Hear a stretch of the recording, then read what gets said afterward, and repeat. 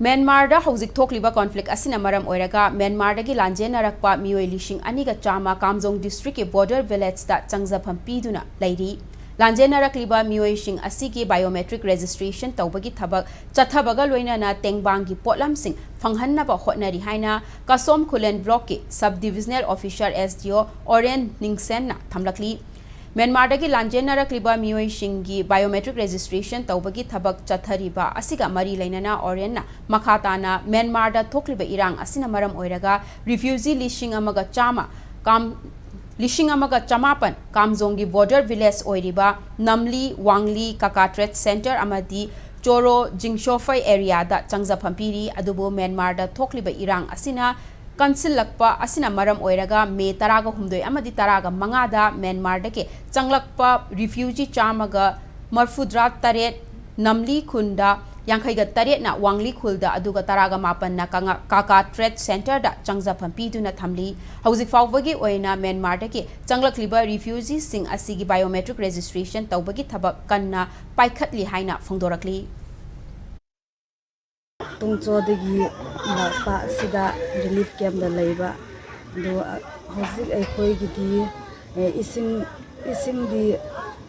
adum leiye hauzik awabadi lai gumba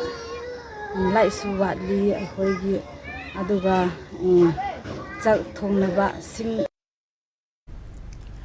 Relief camp ta changja from lauduna lairiba mioi amana thamlakpagi matung inna camp sing asida changja from lauriba mioi ayamba nupi angang amadi ahal oiraba mioi na ayambani camp asida electricity ishing amadi ana ayek yaurakpada awaba oibana camp asida lairiba sing asida humanitarian assistant PBU haina appeal tawrakli nakalamaromda Myanmar dagi changsil lakliba refugee sing bu changja from piriba khulgi mioi sing na refugee camp sing asige thabak thauram singda pendaba wafam kaya thamlakli khunja singgi matung inna camp asida lairiba mioi chamaga supna taru authority da pau pidana chatkibana khunja singda nungaitaba poi camp sing asida khunja singna angamba chana thaknaba mateng piri haiba wafam thamladuna khul sing asina kaya yam kuina tengbangi potlam sing asi piba ngamdauri bano haiba wafam lakli Mari lainaba authority na su camp sing asi matik chana sembagi mathakta medical facility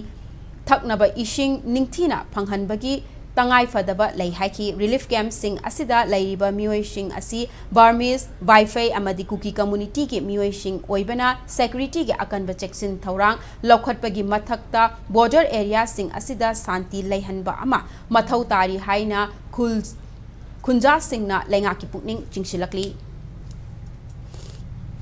Including 13, 14 and 15, we have altogether 187 refugees here at Namli village. In Wangli village, we have 57 refugees, and then in Gaka, we have 19 refugees. Adu mayamsi aswamda land yam kanna tobani na upai ledna chamshin bani moi anambana hojik 13, 14, 15 the lakpa singsi moisi anambana kapo singni Kasom Khulen gi administration under Kamjong district akhoi biometric akhoi ki staff mayam na phajana lori. As far as our biometric is concerned, till this morning we have already captured more than 50 biometric. Adu hojik akhoi si loidri phau namli ki wangli ki adu gaga sida leiriba mayam more than 200 refugees mayam gi si akhoi lonaba togni. We will make sure that the biometrics of all the refugees are captured.